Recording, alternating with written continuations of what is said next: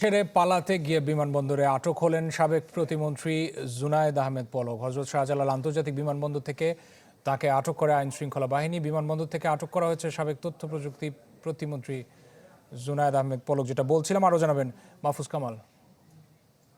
নাটোর ৩ আসনের সাবেক এমপি ও সাবেক আইসিটি প্রতিমন্ত্রী জুনায়েদ আহমেদ পলক ঠিক সকালে শাহজালাল আন্তর্জাতিক বিমানবন্দরে আসেন। তিনি দেশ ত্যাগ করার চেষ্টা করেছিলেন, তবে আইন শৃঙ্খলা বাহিনীর সদস্যদের এবং এয়ারপোর্ট কর্তৃপক্ষ, অ্যাপসেক এবং সেনাবাহিনীর তত্ত্বাবধানে তাকে এই শাহজালাল আন্তর্জাতিক বিমানবন্দরের ভিআইপি টার্মিনালের লাউঞ্জ থেকে বিকাল ৫টা ১০ মিনিটের পর সেনাবাহিনীর তত্ত্বাবধানে নিয়ে যাওয়া হয়।